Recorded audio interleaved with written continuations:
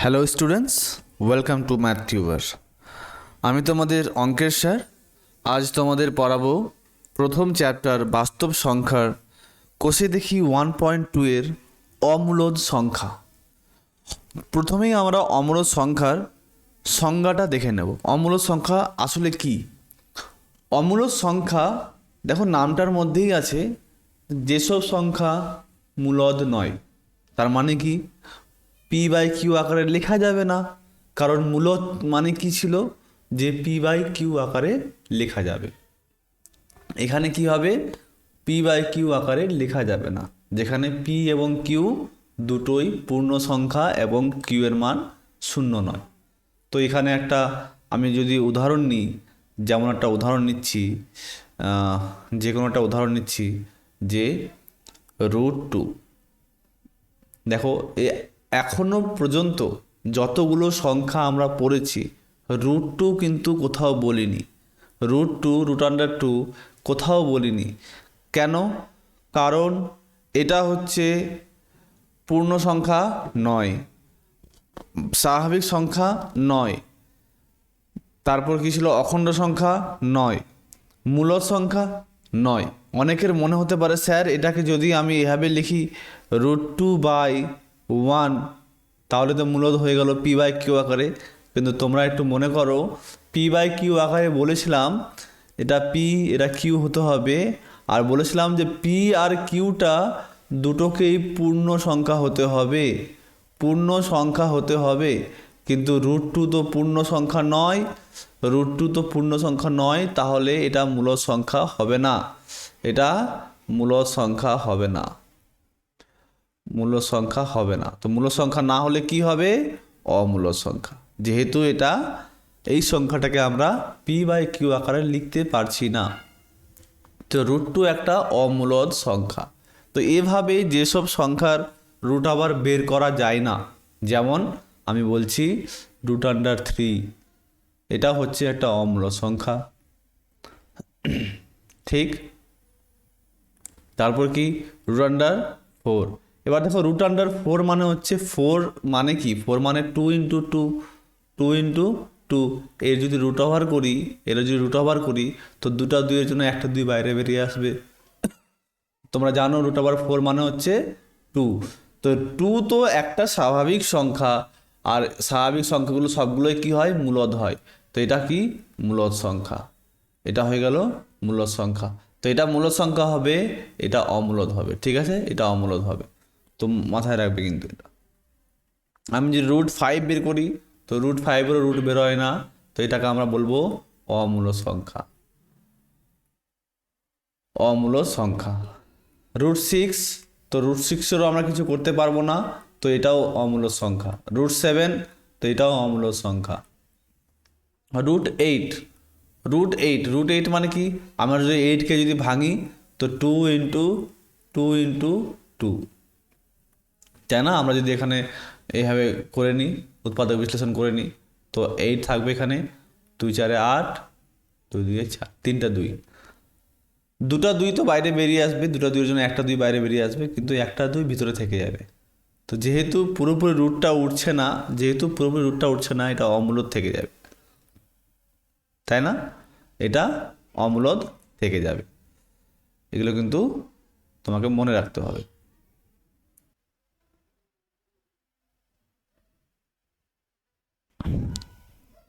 এবার দেখে নিই আর কি কি অমূলদ সংখ্যা আছে। যেমন আমি একটা বলছি যে 2 + √5, এটাও কিন্তু পি বাই, যেহেতু এটা অমূলদ সংখ্যার সঙ্গে যোগ হয়েছে, তো এটাও কিন্তু একটা অমূলদ সংখ্যা হয়ে যাবে, এটাও একটা অমূলদ সংখ্যা হয়ে যাবে। এটাকেও আমরা পি বাই কিউ আকারে লিখতে পারবো না। তাহলে অমূলদ সংখ্যা আমরা অনেক রকম দেখতে পাচ্ছি। একটা কি পেলাম? √2 একটা অমূলদ সংখ্যা, √3 একটা অমূলদ সংখ্যা, √4 তো হলো না, √5 একটা অমূলদ সংখ্যা, √7 একটা অমূলদ সংখ্যা, √8 একটা অমূলদ সংখ্যা, আর √9 হবে না, কারণ √9 মানে হচ্ছে 3, তো 3 তো নেওয়া যাবে না। তো এটা √10 একটা অমূলদ সংখ্যা, √11 একটা অমূলদ সংখ্যা। আমরা যদি মাইনাস চিহ্ন লাগাই, সেগুলোও কিন্তু অমূলদ হবে, -√2, -√3, -√5, এগুলো সব অমূলদ সংখ্যা, এগুলো সব অমূলদ সংখ্যা। ঠিক আছে, আরও কিছু উদাহরণ নিচ্ছি। যেমন বলা হলো তোমাকে যে √650, এটা কি অমূলদ সংখ্যা হবে? তো সেটাকে আমরা এটা অমূলদ হবে না মূলদ হবে সেটাকে বিচার করার জন্য আমরা কি করব, 650কে আমরা উৎপাদকে বিশ্লেষণ করব। তো দেখো এটা শেষে শূন্য আছে, তো 5 দিয়ে তো অবশ্যই যাবে। তো 13 5 65, আর লাস্টে একটা শূন্য ছিল, শূন্য চলে আসলো। আবার শূন্য আসলো, আবার 5 দিয়ে যাবে। তো 5 দিয়ে করলে 5 দিয়ে 10, 5 6 30। লাস্টে জোড় সংখ্যা আছে 2 দিয়ে হবে, তো 2 13 26। তার মানে 650কে আমরা লিখতে পারবো 5 × 5 × 2 × 3। ঠিক, তো দুটো 5-এর জন্য একটা 5 তো বাইরে বেরিয়ে আসবে, কিন্তু এরা জোড়ায় জোড়ায় নেই বলে √এর ভিতরে থেকে যাবে, তো 2 3 6। তো দেখো যেহেতু √টা থেকে গেল, এই জন্য এটা অমূলদ হয়ে যাবে। যদি √পুরোপুরি উঠে যেত তাহলে আমরা বলতাম মূলদ হয়ে গেল, কিন্তু এখানে কি হলো, √থেকে গেল। আরেকটা উদাহরণ নিচ্ছি যে 625/169, এটাকে আমরা বের করব। তো দেখো আমরা যদি 625কে যদি উৎপাদকে বিশ্লেষণ করি তাহলে কি পাচ্ছি, 5 দিয়ে করব, 5 1 5, 5 2 10, 5 5 25, 5 দিয়ে আবার করব, 5 2 10, 5 5 25, আবার 5 দিয়ে করব, 5 5 25। তো 4 বার 5, তো 5 × 5 × 5 × 5। নিচে কি আসবে, আমরা জানি 169 মানে হচ্ছে 13 × 13, 13 × 13। তো দেখো দুটোর সংখ্যা জোড়ায় জোড়ায় একটা করে বাইরে বের করে দাও, তো জোড়ায় জোড়ায় আছে, তো দুটো 5 বেরিয়ে যাবে আর একটা 13 বেরিয়ে যাবে। তো কি থাকলো, 25/13। দেখো এটা কিন্তু p/q আকারে চলে আসলো। তো এই যে সংখ্যাটা দেওয়া ছিল √625/169, এটা হচ্ছে কিন্তু একটা অমূলদ সংখ্যা, মূলদ সংখ্যা। যেহেতু p/q আকারে লেখা গেল, তো এটাকে আমরা ডাইরেক্ট বলে দেবো কি, এটা মূলদ সংখ্যা। তো একটা জিনিস মনে রাখবে, √, দেখে এই যে √, দেখে একবারে বলে দেবে না যে এটা অমূলদ সংখ্যা। অমূলদ সংখ্যা তখনই হবে যখন √, বের করতে গিয়ে আমাদের √টা থেকে যাবে, ঠিক আছে, তখন সেটাকে বলবো আমরা অমূলদ সংখ্যা। আর যদি √টা বেরিয়ে আসে, পুরো সবগুলো সংখ্যায় √, থেকে বাইরে বেরিয়ে আসে, যেমন এই অঙ্কটার ক্ষেত্রে হলো 25/13, তো এটা কিন্তু √, থেকে পুরোপুরি বাইরে বেরিয়ে আসলো, এই জন্য এটা মূলদ সংখ্যা হয়ে যাবে। একইভাবে যখন √9 করেছিলাম আমরা, তো এটা মানে হচ্ছে 3 একবারে √, থেকে বেরিয়ে আসলো বাইরে, তো এটাও কিন্তু মূলদ সংখ্যা। তো বুঝতে হবে মূলদ সংখ্যা কোনটা হবে কোনটা হবে না। ঠিক আছে, এই হলো মূলদ সংখ্যা। এবার মূলদ সংখ্যার আশা করি কিছুটা বুঝতে পেরেছো। মূলদ সংখ্যার সঙ্গে যদি অমূলদ সংখ্যা যোগ করা হয়, যদি কোনো মূলদ সংখ্যার সঙ্গে অমূলদ সংখ্যা যোগ করা হয়, তো সব সময় অমূলদ হবে, এটা মাথায় রাখবে, সব সময় অমূলদ হবে। যেমন বললাম 2 + √3, এটা মূলদ, এটা অমূলদ। তো এটাও কিন্তু দুটো যোগ করে যে সংখ্যাটা তৈরি হবে সেটাও কিন্তু অমূলদ হবে। ঠিক আছে, এটাও কিন্তু অমূলদ হবে। যেমন বললাম 3 - 2√7, তো এটা যেহেতু অমূলদ আছে, তো এটাও কিন্তু অমূলদ হয়ে যাবে। ঠিক আছে, আরেকটা জিনিস মাথায় রাখবে, মূলদের সঙ্গে যদি অমূলদ গুণ করা হয় তো সেটাও কিন্তু অমূলদ হবে, এটাও কিন্তু অমূলদ হবে। যেমন 5 একটা মূলদ সংখ্যা, এর সঙ্গে আমি √3 গুণ করে দিচ্ছি, তো যে সংখ্যাটা পেলাম সেই সংখ্যাটাও কিন্তু অমূলদ সংখ্যা হবে, এই সংখ্যাটাও অমূলদ সংখ্যা হবে। 25 নিলাম, মনে করো 25 আর √25, এটা দেখো এটা কি হবে, 25 তো 25, কিন্তু এই সংখ্যাটা যে আছে এই সংখ্যাটা কত, এটা 5, আর 25 পাচ্ছে 125, এটা কিন্তু মূলদ হয়ে গেল, এটা কিন্তু মূলদ হয়ে গেল। তো কারণ মূলদ হলো, কারণ এই যে √25 আছে এটা তো অমূলদ নয়। আমি যেটা বললাম মূলদ আর অমূলদ গুণ হতে হবে, কিন্তু এখানে দুটোই মূলদ আছে, তো মূলদ আর মূলদ গুণ করলে মূলদই হয়। ঠিক আছে, আমরা আগেই পড়েছিলাম দুটি যে কোনো মূলদ সংখ্যার গুণফল মূলদ হয়, তো এই সংখ্যাটা মূলদ হয়ে গেল। ঠিক আছে, একইভাবে তাহলে আমরা দেখতে পেলাম যে মূলদ সংখ্যা কত রকমের হয়। আমরা মূলদ সংখ্যা এটাকেও বলবো যে cube root of 7, cube root of 9। ঠিক আছে, এই কিউব রুটটা কি? কিউব রুট হচ্ছে যদি এভাবে থাকতো কিউব রুট অফ 27, তো 27 মানে হচ্ছে 3 গুণ 3 গুণ 3 কিউব রুট। তো দেখো আমরা যখন স্কোয়ার রুট বের করছিলাম, যখন ধরো এটা 9 আছে, 9-এর ক্ষেত্রে আমরা কী করতাম? 3 গুণ 3, আর যেহেতু এক জোড়া 3 আছে তো এক জোড়া থেকে একটা 3 বাইরে বেরিয়ে আসতো। এখানে কি করতে হবে? যদি কিউব রুট থাকে তো 3টে সংখ্যা নিয়ে একটা বাইরে বেরোবে। তো দেখো 3টে 3 আছে তো একটা 3 বাইরে বেরিয়ে গেল, তো এটা 3 যেহেতু হয়ে গেল তো এটা মূলদ সংখ্যা হয়ে গেল। এটা কত হয়ে গেল? মূলদ সংখ্যা। কিন্তু যদি আমি এটা করতাম যে 9-এর কিউব রুট, তো 9 মানে কি জানি আমরা? 9 মানে 3 গুণ 3। তো এবার তোমাকে দেখতে হবে এই যে এখানে 3টে 3 নেই, দুটো 3 আছে। তো যেহেতু এখানে কিউব রুট আছে তো ওটা বাইরে বেরোবে না, ওটা থেকেই যাবে ওইভাবে 3 গুণ 3। তো এটা অম্লদ, যেহেতু রুটের ভিতরে থেকে গেল তো এটা অম্লদ হবে। তো তো এটা যদি আমরা কিউব রুট অফ 9 করি তো এটা অম্লদ হবে। কেন হবে বুঝতে পারলে আশা করছি। আর যদি আমরা রুট 9 করি তো এটা মূলদ হবে। কেন মূলদ হবে? কারণ এটার মান 3, তো 3 তো মূলদ সংখ্যা হয়, আর এটা অমূলদ হয়। ঠিক আছে, চলো নেক্সট। এবার আমরা মূলদ সংখ্যা সম্পর্কে কিছুটা জানলাম। এখানে একটা খুব ইম্পর্টেন্ট একটা থিওরেম আছে, উপপাদ্য আছে, সেই উপপাদ্যটা একটু জেনে নেব। ইনি হচ্ছেন পিথাগোরাস। যে ছবিটা তোমরা দেখতে পাচ্ছ ইনি হচ্ছেন পিথাগোরাস, খুব ফেমাস একজন ম্যাথামেটিশিয়ান, একজন খুব নামী গণিতজ্ঞ আর কি। তো এনার একটা উপপাদ্য আছে, যে উপপাদ্যের নাম হচ্ছে পিথাগোরাসের উপপাদ্য। এটা কি জিনিস ইনি বলছেন যে কোনো সমকোণী ত্রিভুজ নাও একটা সমকোণী ত্রিভুজ মানে যার একটা কোণ 90 ডিগ্রি। দেখো এই 90 ডিগ্রি, এটা 90 ডিগ্রি। তো যে কোনো একটা সমকোণী ত্রিভুজ নাও, এই সমকোণী ত্রিভুজ এ বি সি, এই সমকোণী ত্রিভুজের ইনি বলছেন এই যে সাইডটা আছে এটা সাইডের নাম হচ্ছে অতিভুজ। অতিভুজ কোনটা? যেটা 90 ডিগ্রির বিপরীত দিকে থাকে। এটা 90 ডিগ্রি ছিল, এর বিপরীত দিকে এই বাহুটা আছে, এটার নাম হচ্ছে অতিভুজ। আর যে বাহুটা একদম দাঁড়িয়ে আছে এটা হচ্ছে লম্ব, আর এটা হচ্ছে অতিভুজ, ভূমি। তো ইনি বলছেন যে লম্বের স্কোয়ার করো, অতিভুজের স্কোয়ার করো, এটা সমান হবে লম্বর স্কোয়ার প্লাস ভূমির স্কোয়ার। মানে কি? যদি এসি বাহুটা আছে, এসি বাহুর স্কোয়ার করি, আর এবি বাহুর স্কোয়ার করি, আর বিসি বাহুর স্কোয়ার করি, তাহলে AC square equal to AB square plus BC square. উদাহরণ দিচ্ছি, উদাহরণটা হচ্ছে এরকম।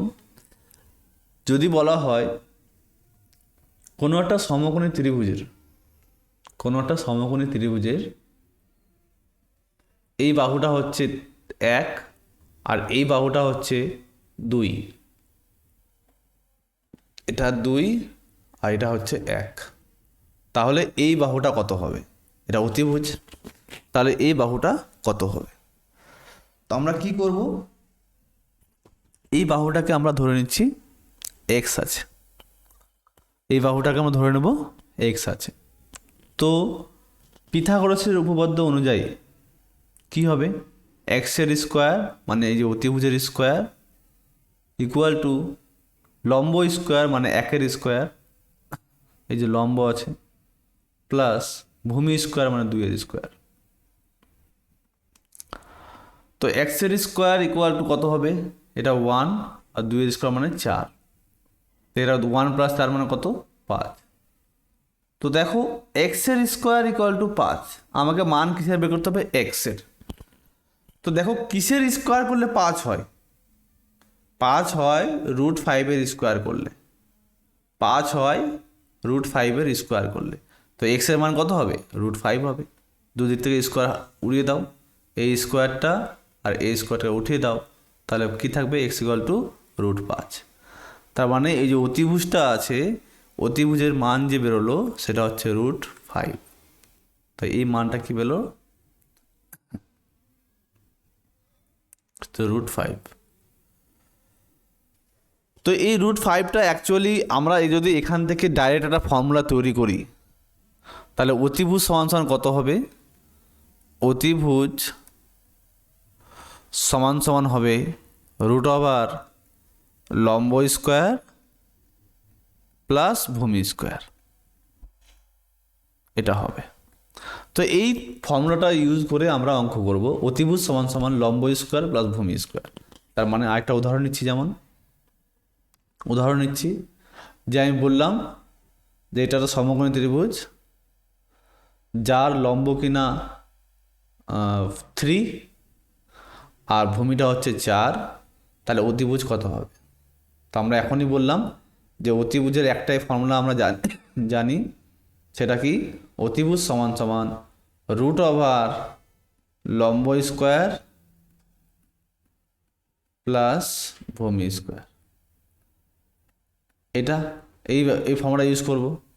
লম্ব মানে কি, লম্ব মানে এখানে আমরা আছে 3-এর স্কোয়ার, লম্ব মানে 3 আছে, এই যে লম্ব 3, আর ভূমি মানে কত আছে 4, তো এটাকে লিখবো আমরা 4 স্কোয়ার। তো 3 স্কোয়ার প্লাস 4 স্কোয়ার মানে 9 + 16, আর 9 + 16 মানে হচ্ছে 25, আর 25-এর √ করলে কত হয় 5।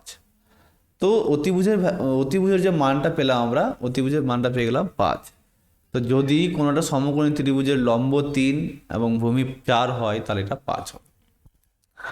এই সূত্রটা কোথায় কাজে লাগবে আমরা এবার দেখাবো। কী করে দেখাবো, এবার কি করব, এখানে একটা প্রশ্ন করছি আমি তোমাদের। যদি কোনো একটা সমকোণী ত্রিভুজের লম্ব এবং ভূমি, কোনো একটা সমকোণী ত্রিভুজ আছে, লম্ব এবং ভূমি, এটা লম্ব আর এটা ভূমি, দুটো 1 আর 1 আছে, তাহলে এই যে বাহুটা আছে এই বাহুটা কত হবে, এটা হচ্ছে প্রশ্ন। তো তোমরা এখনই জানো যে অতিভুজ বের করতে হবে। তো অতিভুজ তো স্যার সহজে বের করতে পারবো। অতিভুজ মানে হচ্ছে √ লম্ব স্কোয়ার মানে 1-এর স্কোয়ার, ভূমি স্কোয়ার মানে হচ্ছে 1-এর স্কোয়ার। তো এখন 1-এর স্কোয়ার মানে 1, আর এটাও 1-এর স্কোয়ার মানে 1, 1 আর 1 কত হবে 2, তো √2। তো এই বাহুটা হয়ে গেল √2। এবার তোমরা বুঝতে পারছো কেন টাইপ করছি আমি। √2 একটা কিন্তু অমূলদ সংখ্যা। এবার এই অমূলদ সংখ্যা এই বাহুটাকে নিয়ে আমরা কি করব, কি দরকার আমাদের বাহুটা নিয়ে, এখনই দেখো এই যে দুটো সংখ্যা আছে 1 আর 1, দুটোই কিন্তু মূলদ সংখ্যা, দুটোই কি মূলদ সংখ্যা। তো এই দুটো মূলদ সংখ্যা দিয়ে একটা নতুন সংখ্যা তৈরি করলাম যেটা কিনা অমূলদ সংখ্যা। এবার এটা কোথায় কাজে লাগবে, এটা কাজে লাগবে এখানে সংখ্যা রেখায় অমূলদ সংখ্যা। তো সংখ্যা রেখাতে আমাদেরকে অমূলদ সংখ্যা লিখতে হবে। এতদিন পর্যন্ত আমরা কি শিখেছি, যে স্বাভাবিক সংখ্যাকে সংখ্যা রেখায় লেখা যায়, অখণ্ড সংখ্যাকে সংখ্যা রেখায় লেখা যায়, এমনকি পূর্ণ সংখ্যাকেও লেখা যায়, এমনকি মূলদ সংখ্যাকেও আমরা সংখ্যা রেখায় লিখেছিলাম, কিন্তু অমূলদ সংখ্যাকে শিখিনি। তো অমূলদ সংখ্যা কী করে করব, ধরো বললো তোমাকে যে √2 এটা একটা অমূলদ সংখ্যা, আর এটার এই √2টাকে তুমি সংখ্যা রেখায় লেখো। তোমাকে কি করতে হবে, এখানে একটা নিতে হবে, আমরা জানি যে 0 মাঝখানে নিয়ে নেব, আর এদিকে 1, এদিকে 2, এদিকে 3, 4, আর এই বাম দিকে আসবে কি -1, -2, -3, -4, এইভাবে আসবে। এবার আমরা কি করব, √2 করব। এবার একটু আগে এটা পিথাগোরাসের থিওরেম দেখলাম যে √2 মানে হচ্ছে √1² প্লাস 1 স্কোয়ার। তার মানে কোনো একটা সমকোণী ত্রিভুজের যদি লম্ব 1 এবং ভূমি 1 হয়, তাহলে তার অতিভুজটা √2 হয়ে যাবে। তো দেখো এখানে আমি একটা ত্রিভুজ অঙ্কন করছি, এটা 1 আছে, 0 থেকে 1-এর মধ্যে এটা 1 আছে। এবার 1-এর মধ্যে এই যে 1 পয়েন্টটা আছে, এখানে লম্ব লাইন টানো। আমার সমকোণ ত্রিভুজ আঁকতে হবে, তো এখানে লম্ব টানছি, যার দৈর্ঘ্য হবে 1। এই যে লম্ব টানলাম, যার দৈর্ঘ্য কত হলো 1। এবার এই বাহুটা যোগ করে দাও, এই বাহুটা যোগ করে দাও। তাহলে দেখো তোমরা বুঝতে পারবে, এখানে কি বুঝতে পারবে যে স্যার এটা হচ্ছে 1 আর এই বাহুটা 1। তো এটা 1, এটা 1 হলে পরে এই বাহুটা কত হবে, √1² প্লাস 1², তার মানে √2। তার মানে এটা পেয়ে গেলাম √2, এটা কত পেলাম √2। এবার আমাদেরকে সংখ্যা রেখায় স্থাপন করতে হবে। এখানে তো √2টা উপরে উঠে গেছে, সংখ্যা রেখায় তো আসলোই না স্যার। তাহলে কি করে করব এটাকে? এটাকে করার জন্য আমরা কি করব, এখানে একটা কম্পাস ইউজ করব। এখানে আমরা একটা কম্পাস ইউজ করব। কম্পাসটা কেমনি ইউজ করব? আমরা করব কি, এখানে কম্পাসটা বসাবো 0-তে, আর এই সমান মাপ নেব এখান থেকে √2 অবধি। √2 অবধি এই পুরোটা এই হলুদ লাইনটা দেখতে পাচ্ছ যে, এখান থেকে কম্পাসের মাপটা নেব 0 থেকে এই লাস্ট পয়েন্টটা এত দূর অবধি। এখান থেকে কম্পাসের মাপটা নিয়ে এভাবে করে আমরা ঘুরিয়ে দেবো, যেভাবে বৃত্ত আঁকি আমরা এভাবে করে ঘুরিয়ে দেব, এইভাবে করে ঘুরিয়ে দেবো যেভাবে আমরা বৃত্ত আঁকি। তো কোনো একটা পয়েন্টে গিয়ে ছেদ করবে, এটা কোনো একটা পয়েন্টে গিয়ে ছেদ করবে।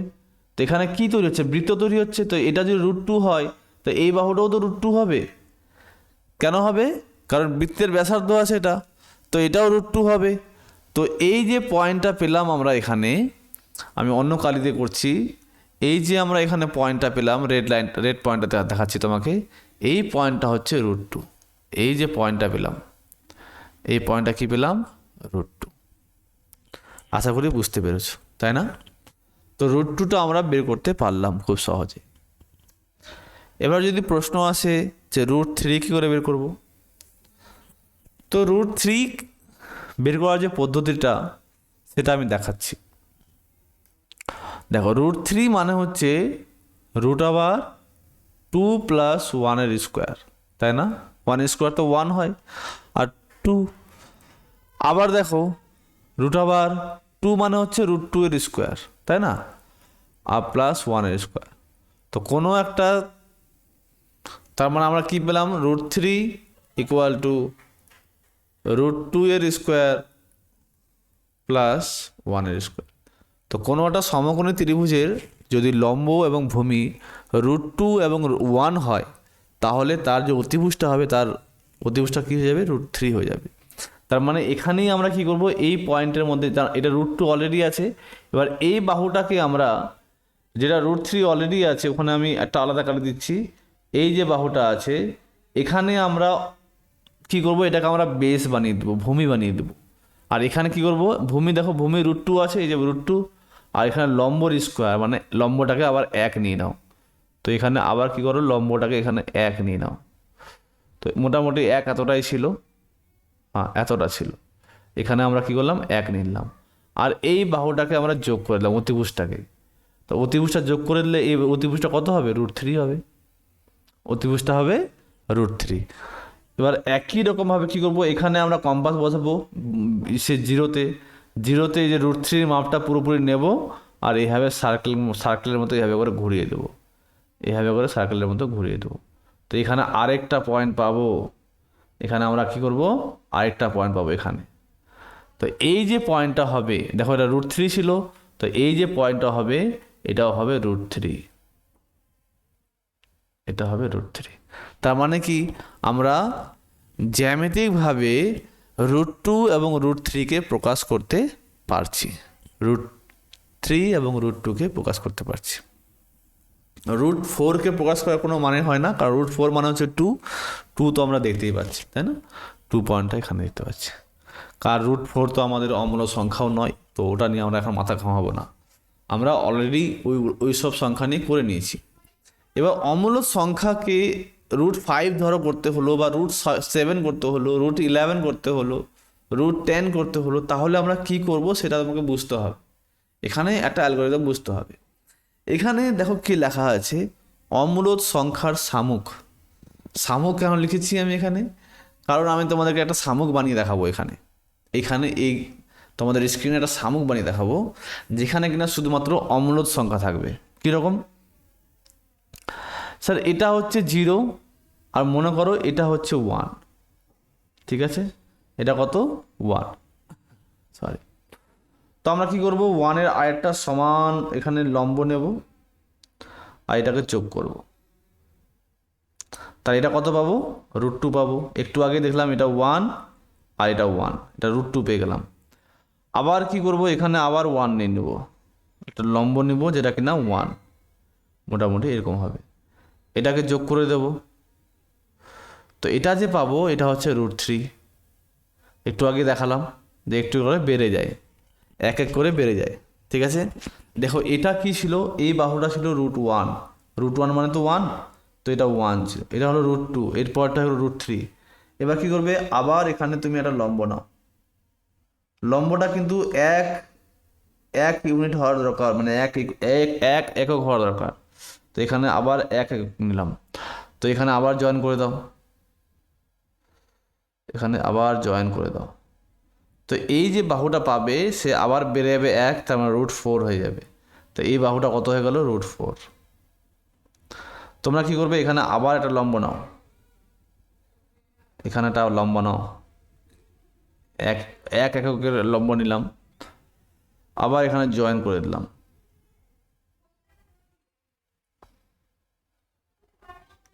জয়েন করে দিলাম। তো এই যে বাহুটা হলো এটা হচ্ছে √5। আবার তোমরা কাজ করো কি, আবার এখানে একটা লম্ব নাও, ঠিক? তো এখানে আবার জয়েন করে দাও। তো এই যে বাহুটা হলো এটা হচ্ছে √6। আবার এখানে লম্ব নাও,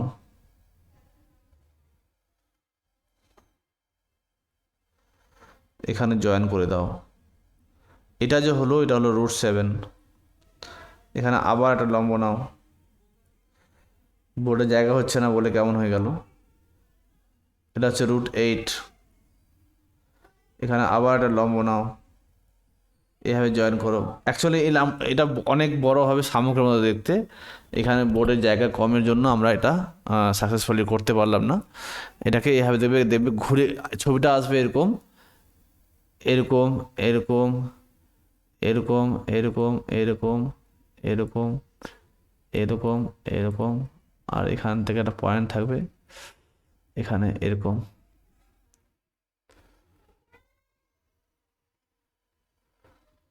এভাবে থাকবে, এভাবে থাকবে, একদম শামুকের মতো দেখতে মনে হবে, ঠিক আছে?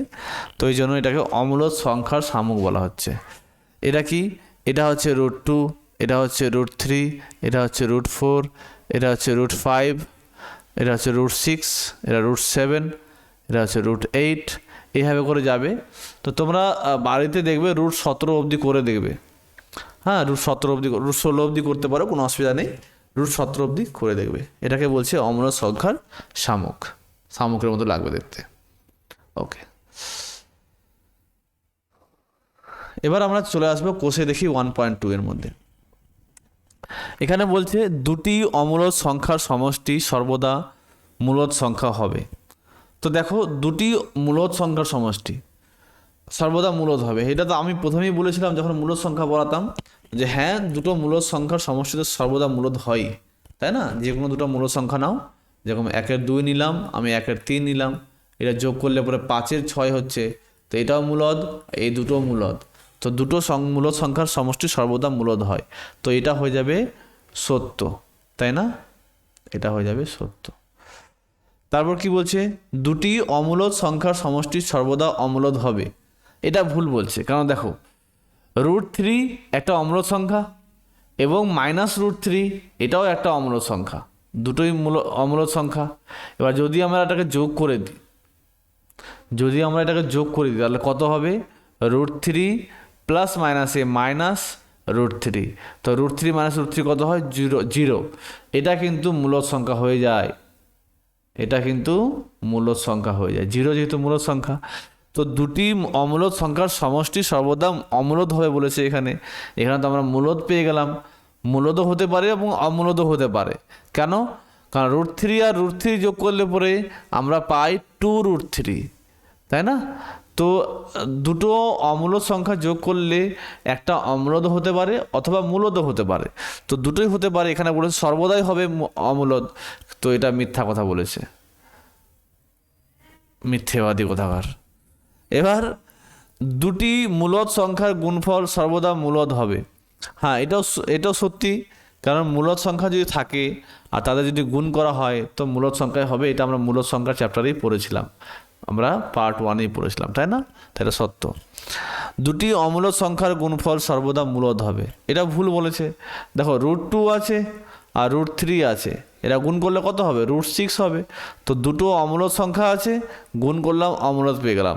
কিন্তু এখানে কি বলছে? দুটি অমূলদ সংখ্যার গুণফল সর্বদা মূলদ হবে, তো এটা ভুল বলেছে, তো এটা কি হবে? মিথ্যা। ঠিক। এবার বলছে প্রতিটি মূলদ সংখ্যায় বাস্তব সংখ্যা। হ্যাঁ, অবশ্যই দুটি যে কোনো মূলদ সংখ্যায় তো বাস্তব সংখ্যা হবেই, কারণ আমি বলেছিলাম যত সংখ্যা তোমরা জানো সবই বাস্তব সংখ্যা, তাই না? এবার এখানে বলছে প্রতিটি বাস্তব সংখ্যাই অমূলদ সংখ্যা, তো এটা ভুল কথা, কারণ 0 একটা বাস্তব সংখ্যা কিন্তু অমূলদ নয়, এটা অমূলদ নয় কিন্তু বাস্তব সংখ্যা, তাই না? তো এখানে বলছে প্রতিটি বাস্তব সংখ্যাই অমূলদ, এটা তো ভুল বলেছে। প্রতিটি বাস্তব সংখ্যা থোড়ি অমূলদ আছে, বাস্তব সংখ্যার মধ্যে মূলদ সংখ্যাও আছে, তাই না? তাই এটা মিথ্যা বলেছে। তো আমরা এখানে করে নিলাম সত্য মিথ্যাটা। সত্য মিথ্যা, সত্য মিথ্যা, সত্য মিথ্যা, একটা করে অল্টারনেট করে দেওয়া আছে। ঠিক আছে, নেক্সট। অমূলদ সংখ্যা বলতে কি বুঝি এবং 4টি অমূলদ সংখ্যা লিখো। তো এটা তো খুব সহজ।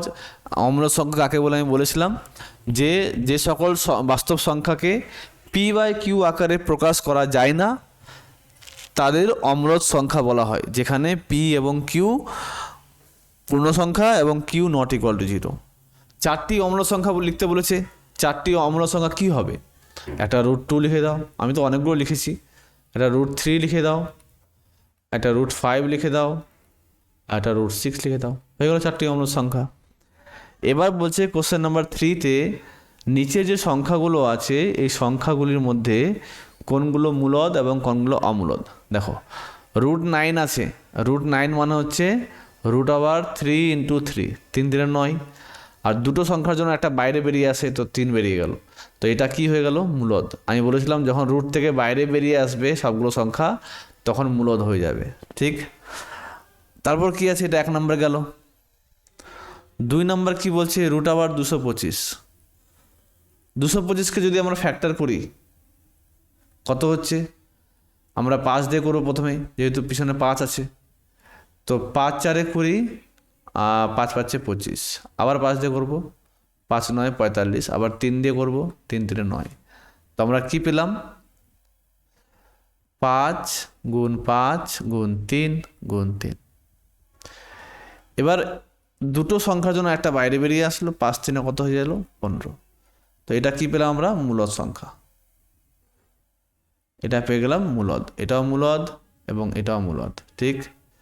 Question number 3, √7। তো এটা তো বাইরে বেরোবে না, যেহেতু একটাই 7 আছে, তো এটা হয়ে গেল অমূলদ। Question number 4, √50। দেখো √50, 50কে আমরা নিতে পারি 5 × 5 × 2, 5 × 5 = 10, 5 × 5 = 25, 25 × 2 = 50। তো দুটো 5-এর জন্য একটা বাইরে 5 বেরিয়ে গেল আর 2 থেকে গেল, তো যেহেতু রুট থেকে গেল তো এটা কি হবে? অমূলদ, এটা অমূলদ। ঠিক।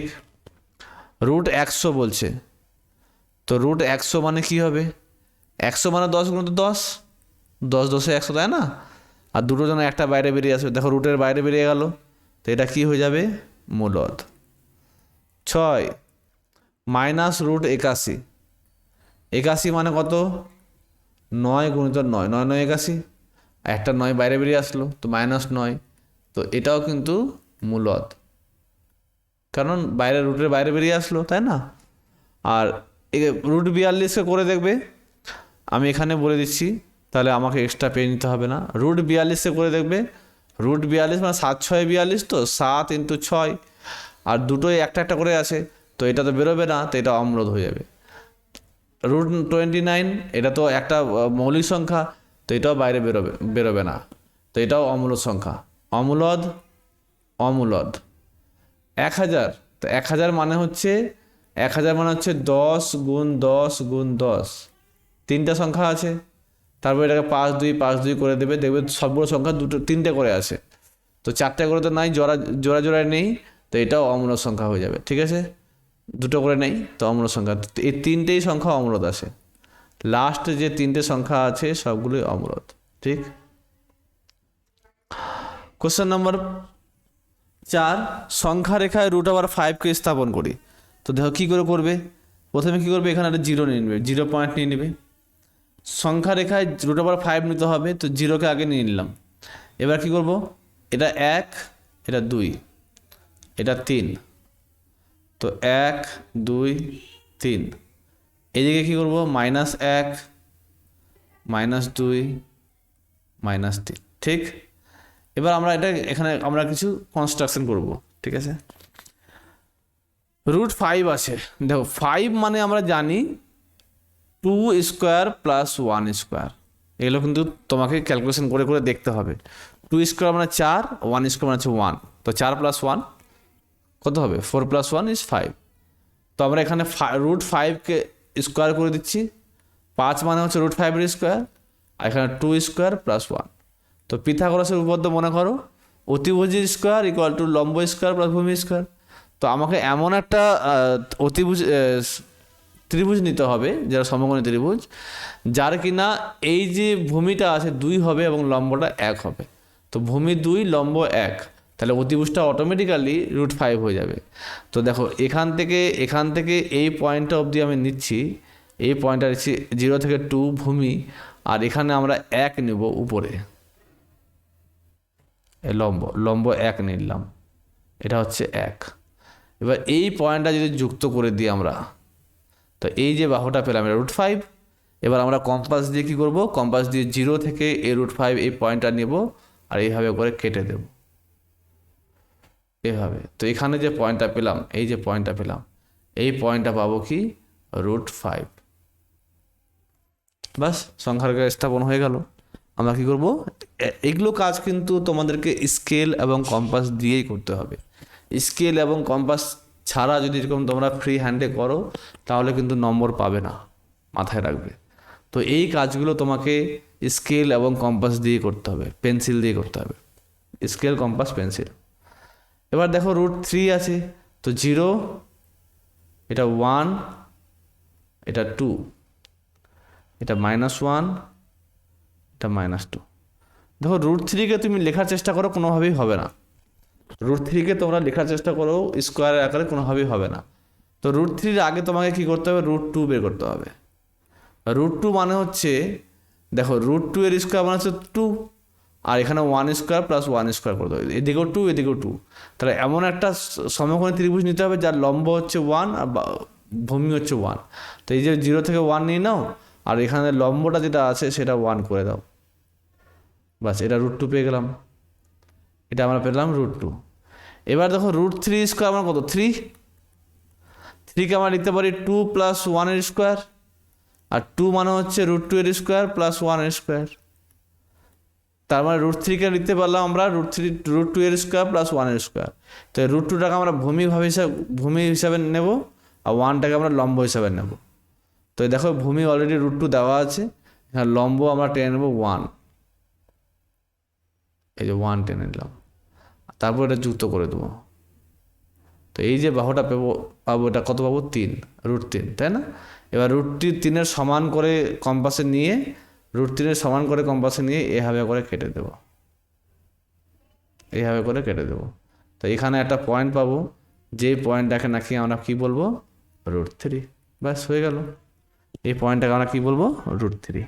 তাহলে আমরা সংখ্যা রেখায় √3কে স্থাপন করতে পারলাম। নেক্সট এখানে কি বলছে, একই সংখ্যা রেখায় √5, √6, √7, √-6, √-8, √-11 স্থাপন করতে হবে। তো দেখো একটু আগে আমি বললাম √5 কী করে করবো, 0 আছে, এটা 1 আছে, এটা 2 আছে, এটা 3 আছে, এদিকে -1 করো, এটা -2 করো, -3 করে দাও, -4, তোমরা এটা কিন্তু স্কেল নিয়ে করবে, হ্যাঁ, খেয়াল করে √4 করে দাও। দেখো একটু আগে বললাম √5 বের করার পদ্ধতি হচ্ছে 0 থেকে 2 নাও, কারণ √5 এর স্কোয়ার মানে কি, √5 এর স্কোয়ার মানে হচ্ছে 2 এর স্কোয়ার প্লাস 1 এর স্কোয়ার, তাই না? তো এখানে 2 নিতে হবে ভূমি এবং লম্ব নিতে হবে কত, 1। তো এখানে আমরা 1 এখানে নিয়ে নেব, 2 এর উপরে 1 নিলাম। তো এখানে আমরা এটা যোগ করে দেব। তো দেখো এখানে আমরা কী করব, এই পয়েন্টটা থেকে এইভাবে করে কেটে দেব সার্কেলের মতো করে, ঠিক আছে, কম্পাস দিয়ে। তো এটা আমরা এই পয়েন্টটা পেয়ে গেলাম কত, √5, এই পয়েন্টটা পেলাম √5। এবার বলছে √6, দেখো √5 বের করতে পারলে √6 অলরেডি বেরিয়ে যাবে। কি করে, দেখো কী করে পাবো, এই যে √5টা পেলাম, এখানে আবার একটা লম্ব টেনে নাও, এক দৈর্ঘ্যের একটা লম্ব টেনে নাও 1 ইউনিটের। তো যেখানে √5টা পেলাম সেখান থেকে 1 ইউনিটের দৈর্ঘ্য নাও, আর এখান থেকে আবার জয়েন করে দাও। তো এই যে বাহুটা পাবে সেটা কিন্তু √6 হবে, তখন এখান থেকে কেটে দাও আবার এখানে। তো এখানে একটা কিছুটা পয়েন্ট পাবো, এই যে পয়েন্টটা পাবো এটা হচ্ছে √6, ঠিক। একই রকমভাবে √6 থেকে আবার একটা লম্ব টানো 1 ইউনিটের, √6 থেকে আবার লম্ব টানো 1 ইউনিটের, আবার এটা এইভাবে করে যোগ করে দাও। এখানে একটু হিজিবিজি হচ্ছে, কিন্তু তোমরা যখন কম্পাস দিয়ে করবে তখন সুন্দর লাগবে দেখতে। তো এখানে আবার যোগ করে দাও, আবার এখানে টেনে দাও। তো এখানে যে পরের যে পয়েন্টটা পাবে সেটা হবে √7,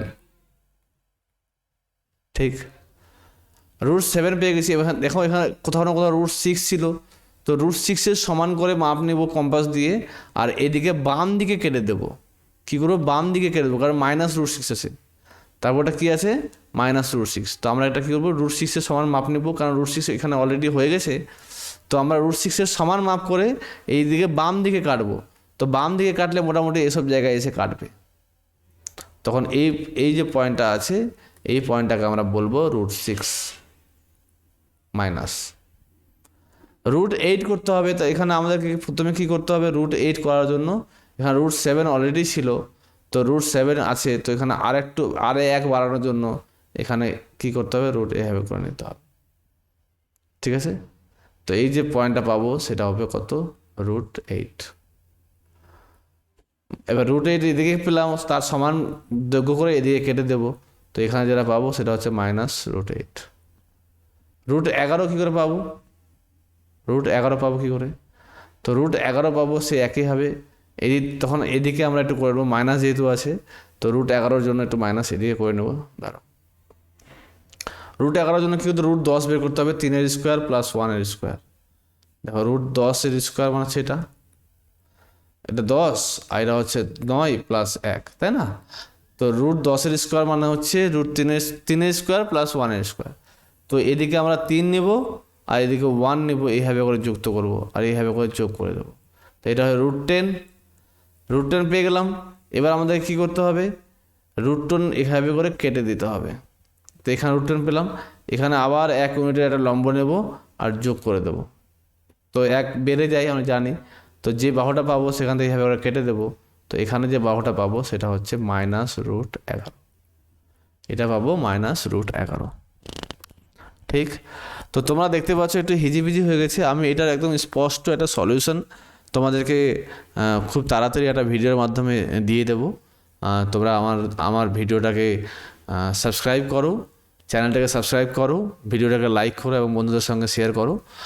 তাহলে যত বেশি রিচ বাড়বে আমি তত মোটিভেটেড হব, আর তোমাদেরকে আরও ভালো ভালো ভিডিও এইভাবে দিতে থাকবো, ঠিক আছে। তোমাদের যে পরবর্তী ভিডিও সেটা হচ্ছে বাস্তব সংখ্যার যোগ বিয়োগ গুণ ভাগ, যেটা কিনা আমাদের কোষে দেখি 1.3 মধ্যে আছে, ঠিক আছে।